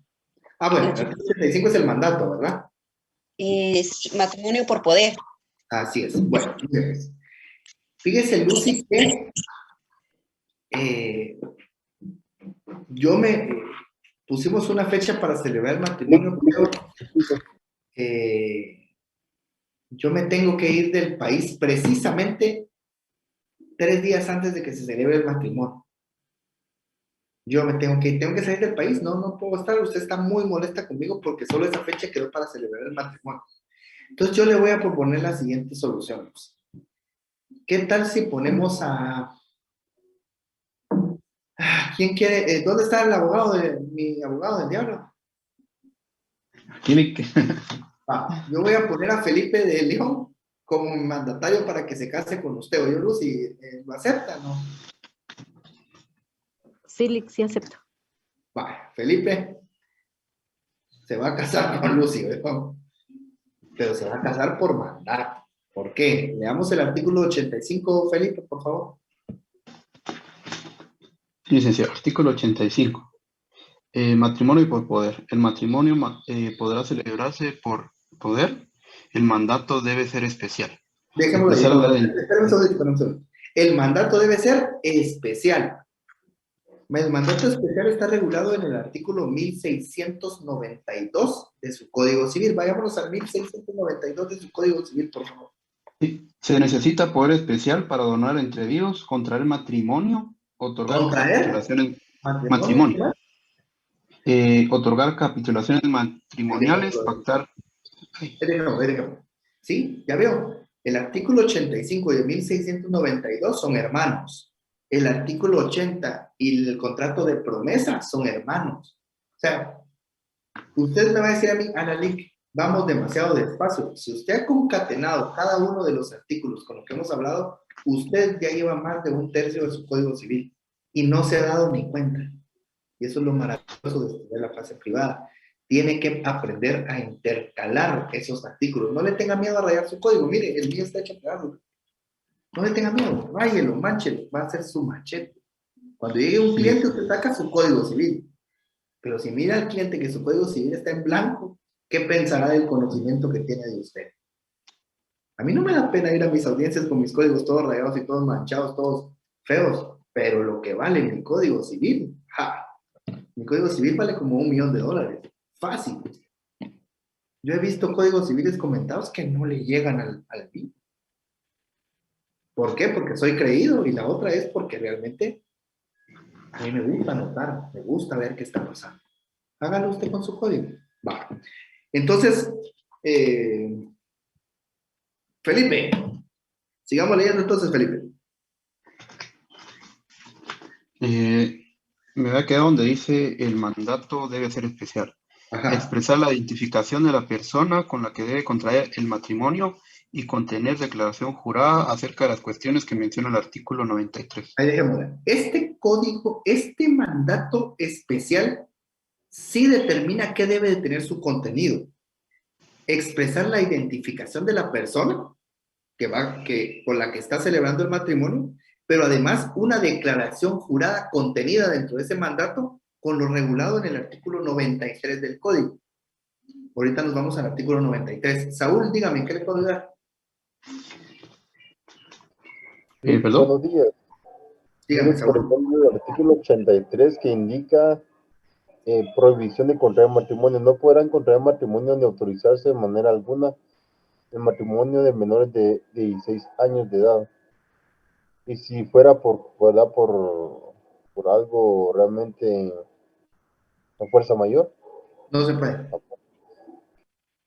Es prohibición expresa. De hecho, la Corte de Constitucionalidad, en reiteradas sentencias de protección a la niñez y la adolescencia, ha determinado que el matrimonio de menores de edad no hay una sola razón o motivo por lo cual debe ser válido. No. No se puede, fíjese, Saúl. No se puede. Licenciado. Sí, Ángela, dígame. Buenos días, perdone. Solo una pregunta. Es que mi código es del año pasado, pero recuerdo que este año hubo una reforma y si no estoy mal es en la parte de matrimonio donde dice que no se permite el matrimonio igualitario. Y pues mi código ya de una vez establece también que el matrimonio es 18 años, o sea, hasta cumplidos los 18 años, pues ya se puede celebrar un matrimonio. Pero tenía duda en esa parte de la reforma de este año, no sé si al final, Yo no tengo esa reforma porque me parece que esa ley fue vetada, ¿no? Y no nació en la ley jurídica, entonces creo que no se hicieron los cambios. Es que, bueno, yo recuerdo que crearon la ley e hicieron la reforma en el Código Civil, pero no sé si... No. Creo que no nació la vida jurídica. No. No, ahora, muchas gracias, licenciado. Licenciado, buen día. Con respecto a lo que decía la compañera sobre el matrimonio de menores de 16 años, como estaban antes en el Código Civil, la reforma se refiere al decreto número 13-2017 del 21 de septiembre del 2017, donde se reforma a menores de 18 años. Perfecto. ¿Será que me puede hacer el favor de colocarlo en el chat aquí del grupo? En el chat de la clase. Bueno. Perfecto, yo lo coloco. Muchísimas gracias, Rocío. Gracias, jóvenes, porque... Licenciado, perdón, buenos días.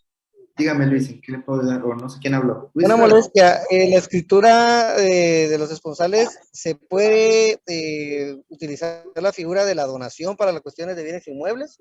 No. No, eso es otra cosa. Ahí estamos mezclando. No, no se puede, Luis.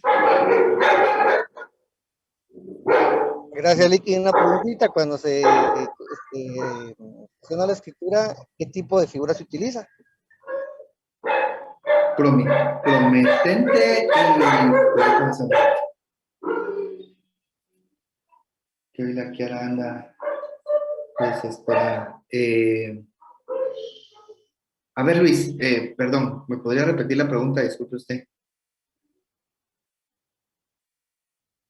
Sí, perdone. Por ejemplo, cuando la persona ya me dio alguna luz, ¿verdad? Promete dar algún bien, o lo entrega de una vez, o solo es una promesa de entregar el bien. ¿Por medio de qué figura se utiliza? ¿Una compraventa? Una promesa, Luis. Una promesa de venta. Promesa de... No se llama promesa de venta, sino se llama esponsales. Los esponsales en sí mismos son una promesa. ¿Ya? O sea, pero sí quedó claro, Luis. O sea, una promesa es igual a un esponsal en esta figura de patrimonio. Muchas gracias. Bueno, ahí estamos. ¿Alguien más?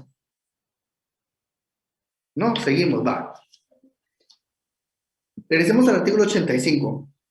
Debe contraer matrimonio y contener declaración jurada acerca de las cuestiones que menciona el artículo 93.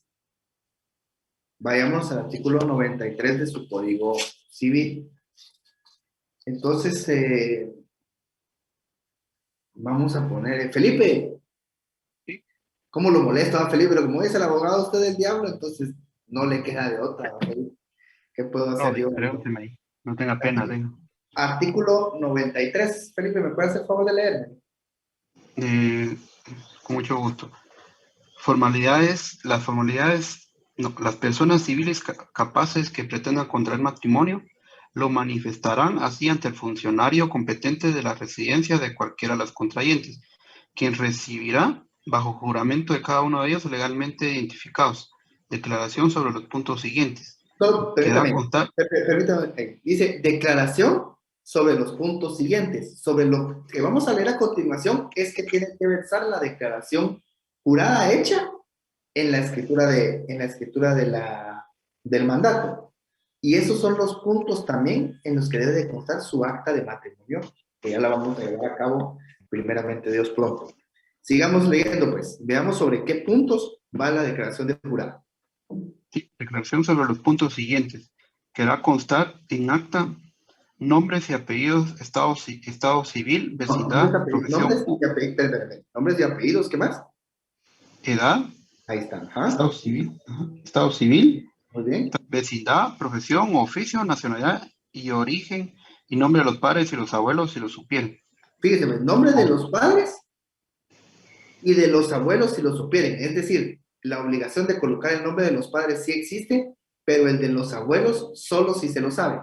Es decir, que si no se lo sabe, usted hace constar y que por desconocer el nombre de los abuelos no se consigna. ¿Ya vio usted por qué nace la vida jurídica eso? Pero debe hacer constar que no los conoce. No omitirlo, ¿ah? ¿Por qué le hago ver yo esto? Porque cuando usted vea derecho notarial, cuando usted en su examen técnico profesional, a veces se van porque usted realice un acta de matrimonio y le piden, pero solo hágame la declaración jurada. Lo que quiere ver el licenciado que le pregunta es si usted maneja el artículo 93, pero que si además de eso usted entendió la parte de los abuelos. Porque hay personas que al decir que no saben dónde están los abuelos, lo omiten, pero lo deben de hacer constar. Y que por no saber El nombre de los abuelos no lo hace constar, porque la ley establece, y no dice o, dice y. Y los nombres de los abuelos, si lo supieran. ¿Sí lo dice bien? Licenciado, disculpe una consulta. ¿Sí? Si en este caso los abuelos ya, tanto como maternos y paternos, ya fallecieron, no se pueden incorporar tampoco, ¿verdad? No, o simplemente, o lo hace constar, bacán, por ejemplo, es importante, por eso es muy importante el diálogo que se tiene previo a celebrar un matrimonio. Cuando usted le pregunta a sus clientes el nombre de sus abuelos y le dicen, ¿ya fallecieron? Uno por cortesía profesional le pregunta, ¿desea que los mencionemos? Porque hay abuelos que han impactado en la vida de ciertas personas y que aunque no estén presentes, podrían formar parte de eso y colocar quienes ya fallecieron. No afecta en nada el acta notarial y se les da una parte importante o una participación importante a esos abuelos que tal vez marcaron la vida de los contrayentes. Como le digo, ya va a depender mucho de usted, Karen, o de todos nosotros, que le preguntemos a nuestros clientes o cómo querramos ver nuestra acta notarial. Pero si ya fallecieron, hay que hacer constar que ya fallecieron, Karen. O si simplemente ellos dicen, no, no queremos que aparezcan ahí, mejor ponga que desconocían los nombres. No importa. Pero intenté. La lección importante aquí es la siguiente. Cuando usted celebre un matrimonio y le pregunten, hable con sus clientes de todo ese tipo de situaciones. Mire, yo a mis clientes, van para su matate, jóvenes, van para su matate. Usted va a ser un profesional. Yo hasta le pregunto a la persona que va a celebrar el matrimonio el color del vestido que va a llevar o el color de los manteles que va a tener. ¿Para qué? Para que mi corbata combine. ¿Por qué? Porque son detalles, jóvenes. Ustedes van a ser profesionales, no van a ser cualquier hijo de vecino, insisto. Si no se cree usted que va a ser profesional usted, entonces no me pida a mí que yo lo forme como profesional. Actúe como tal. Actúe como tal. Dígame. Gracias, Lick. Estamos, Karen. Edgar. Buenos días, Lick. Sí, yo tengo entendido de que en algunos lugares sí se exige por situaciones de filiación, porque a veces no se sabe que son primos en algún grado y la relación al momento de saber quiénes son los abuelos, ahí se logra establecer y se tiene mayor seguridad.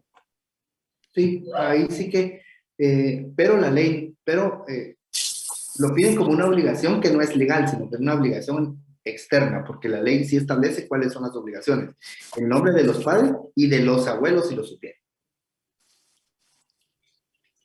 Licenciado, Sí, Lucy, dígame. en este caso, yo sé que ahí dice en el artículo 93 y se ha leído ese nombre de los padres. Hay situaciones en las familias en que a veces es más importante los abuelos que los padres. Obviamente, como está establecido en este artículo, no se puede omitir. Así es, no se puede, Lucy. No se puede. Pero es bueno saberlo, porque yo se los decía a ustedes, no fue a los de la clínica porque ellos no han cerrado, pero uno cuando cierra hace mucha bulla, se pone ebrio, celebra, hace mucho desmadre y se pone muy contento porque cerró y a nosotros nos costó cerrar mucho y no lo merecemos. Pero el primer grito o el primer saludo que nosotros deberíamos de tener antes de empezar a hacer todo eso es una bulla a los que se nos adelantaron, porque muchas personas que ya no están con nosotros estarían muy felices por haber cerrado. Y son las mismas personas que lo van a ver a usted graduándose, que van a estar muy orgullosos de usted.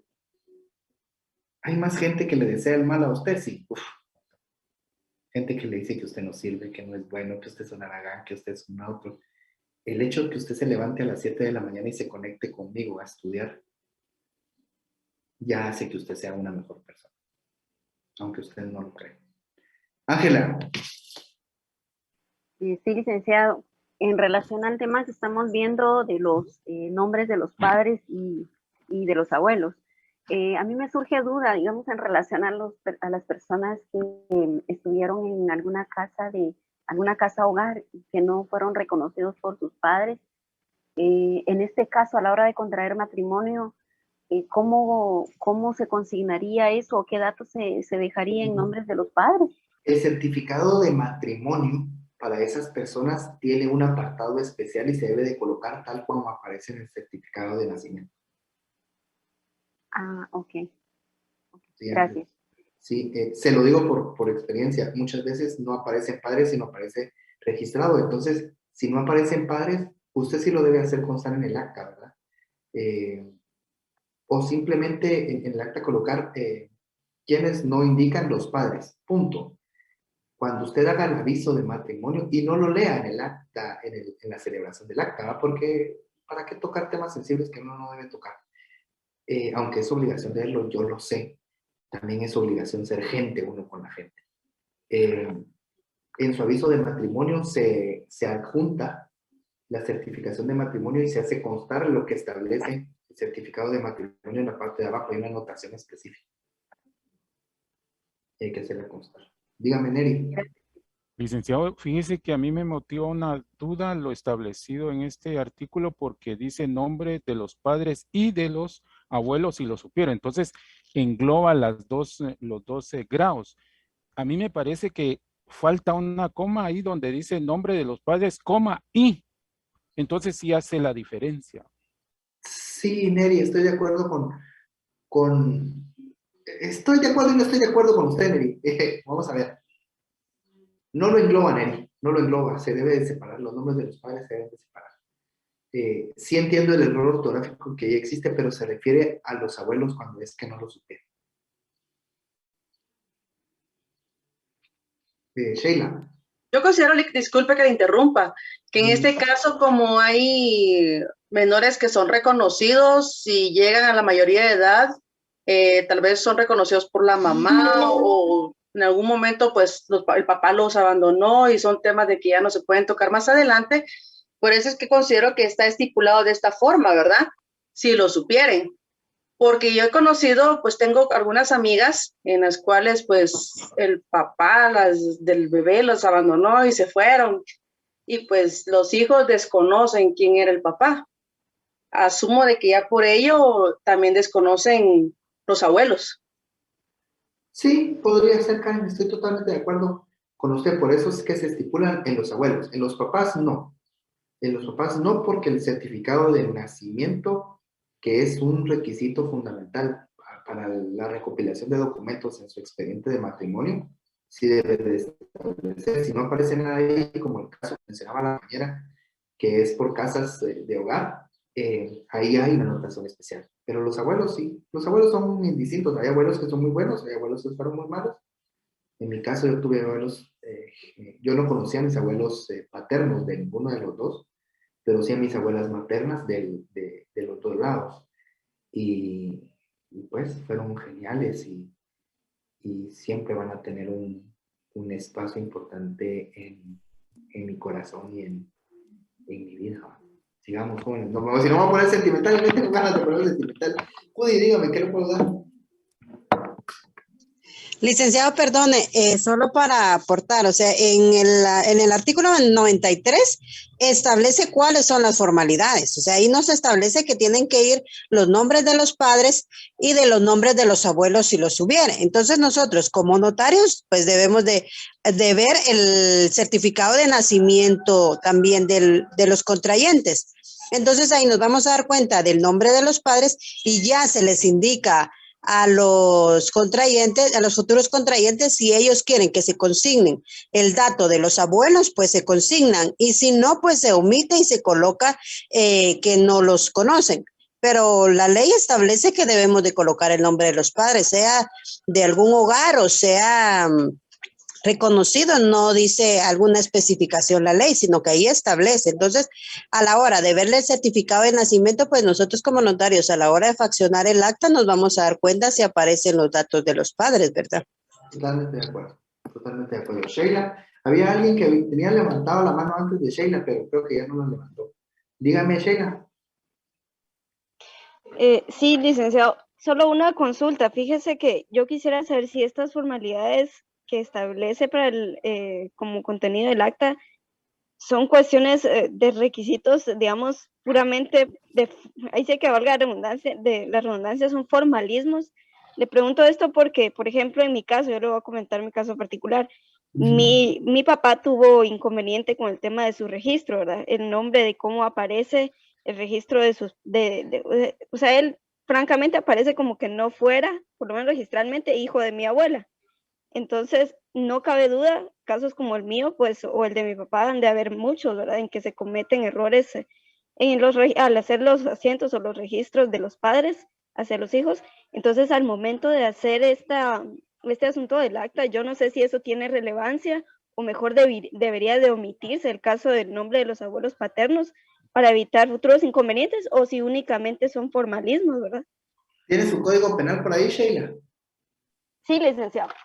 Váyase al artículo 438 de su código penal.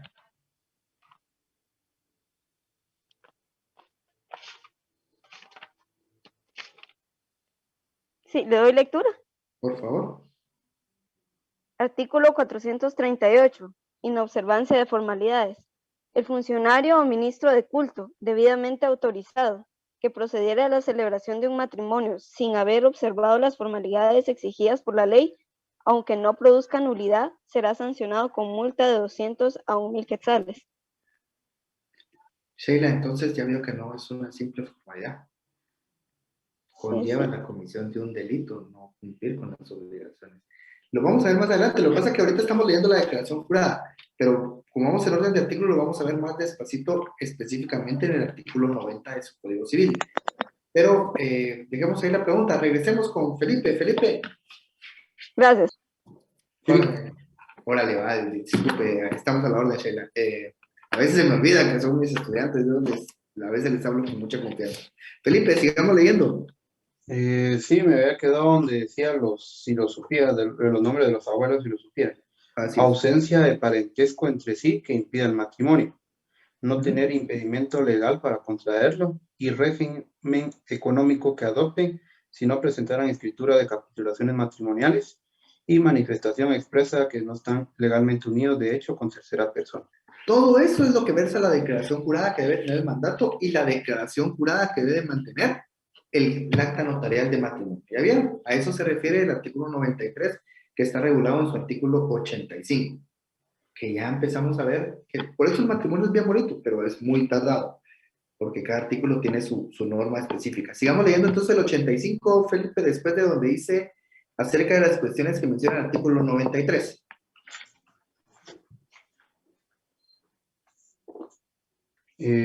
La revocatoria del poder no surtirá efectos si fuere notificada legalmente al mandatario cuando el matrimonio ya estuviera celebrado. Lo que no se vale es venir y decir, por ejemplo, Lucy, que venga yo y que diga, miren, ustedes dos se casan, Felipe se casa con Lucy en nombre mío, y cuando ya estén casados, digo yo, revoco el mandato y por lo tanto el matrimonio no sirve, porque entonces sería un fraude, ¿verdad? Entonces lo que la ley busca es evitar eso, ¿verdad? Que ni modo que porque yo revoque el mandato, entonces ya el matrimonio no nació a la vida jurídica. A eso se refiere ese pedazo de artículo. ¿Vieron? Jóvenes, son las 8:52.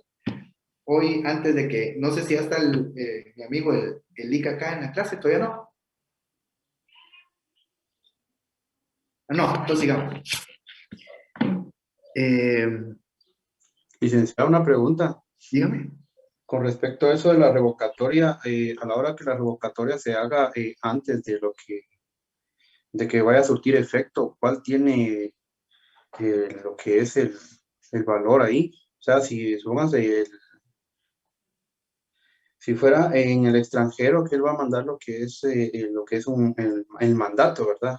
A la hora de surtir efecto acá, tardaría un cierto tiempo. En esa intersección de tiempo donde se quisiera anular algo, o es que no sé cómo darme a entender. ¿Qué sucedería si la revocatoria del mandato se hace efectivamente antes de que se celebre el matrimonio, pero ustedes se lo notifican después? Exacto. Ya lo celebró. Va. Ajá. Bien, pues. En este caso específico, tendría usted que pedir la anulabilidad del matrimonio, porque ya nació la vida jurídica, porque existe esta prohibición. Y usted tendría que probar que efectivamente el hecho de la celebración de esa revocatoria de mandatos surgió antes de la celebración del matrimonio y que a usted le fue imposible físicamente o materialmente, perdón, hacerle la notificación. Lo que sucede es que hoy en día eso es muy difícil porque existe Facebook, porque existe WhatsApp, porque existe Instagram, porque existe lo que usted quiera como medio de comunicación para podérselo decir. Entonces es muy difícil probarle a un juez que usted no lo haya hecho con anterioridad, porque hoy le mando un WhatsApp y le digo, mira, ya te revoqué.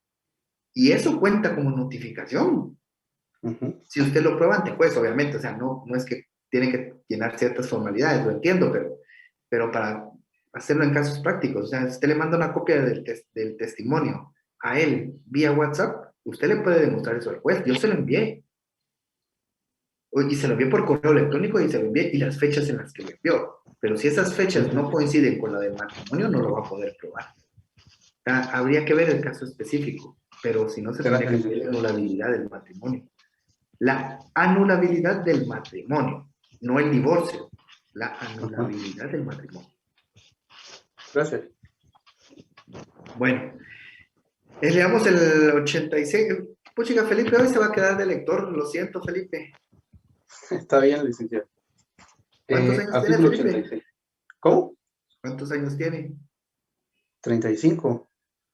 ¿Es casado, Felipe? Sí, podría ser. Solo unido. ¿Tiene hijos, Felipe? Sí, tengo 2, licenciado. ¿Tiene la pareja, hombre y mujer? No, son dos hombrecitos. 2 varoncitos. Ah, ok, perfecto. ¿Y hoy está en su casa y están ellos por ahí cerca? Sí, solo ya ahorita en un momento ya me tengo que ir a trabajar porque acaba a las 11 entro hoy. Ajá, Ok, entonces Felipe, estoy recibiendo clases. Y me saluda a los 2 bebés, por favor. Gracias, Felipe. Gracias. Leamos el 86, Felipe. Artículo 86. Matrimonio celebrado fuera de la República. El matrimonio celebrado fuera del territorio nacional en la forma y los requisitos que en el lugar de su celebración establezcan las leyes producirán todos sus efectos en la República, a no ser que medie impedimento absoluto para contraerlo por alguna de las cláusulas que determina este código. El artículo 86 lo que busca es, por ejemplo, lo que buscaba desde un inicio era la protección del matrimonio entre hombre y mujer nada más.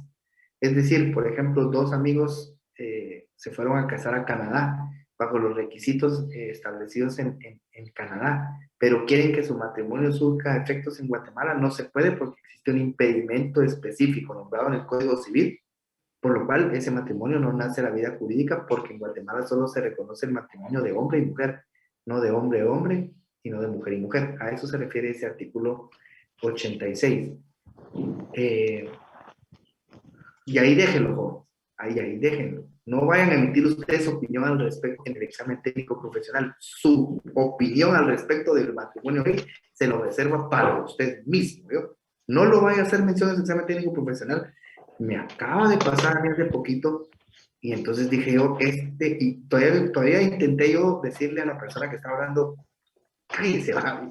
El otro link estaba como la gran diabla y en vez de calmarse, más seguía expresando su opinión y entonces yo no me peleo con el cocinero, a mí me interesa ganar mi examen técnico profesional. Por eso la reserva de su opinión sea suya. Eso es suya. Comparte y diga lo que se le pueda regalar gana, pero fuera, no en el examen técnico profesional. Por favor, consejo sabio. Artículo 87, Felipe, por favor. Sí, artículo 87. Nacionalidad. La guatemalteca casada con el extranjero conserva su nacionalidad, a menos que quiera adoptar la de su cónyuge, en cuyo caso deberá hacerlo constar expresamente en las diligencias matrimoniales. Ya veo que habla solo de la guatemalteca, no dice el guatemalteco, ya veo. Dice la guatemalteca, eso es importante, subraye que es en femenino, no en masculino. La guatemalteca casada con extranjero conserva su nacionalidad, a menos que quiera adoptar la de su cónyuge, en cuyo caso deberá hacerlo constar expresamente en las diligencias matrimoniales.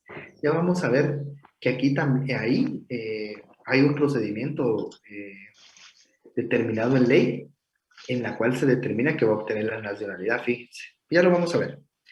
Bueno, entonces aquí no dejamos el día de hoy, jóvenes.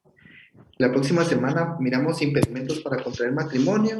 Ya nos vamos a casar con Lucy. Y vamos a ver qué deberes y derechos nacen del matrimonio, el régimen económico del matrimonio. y la inubsistencia y nulidad del matrimonio como tal. Y después nos vamos a divorciar con Lucy, porque Lucy no va a lograr no va a lograr comprender que yo tengo que salir a tomar desde el jueves hasta el domingo. Ella no logra comprender esa situación en nuestra vida. Muchísimas gracias, jóvenes. Gracias, Lucy, por su ayuda. Gracias, Felipe, por su ayuda. Gracias, Liz. Gracias, Liz.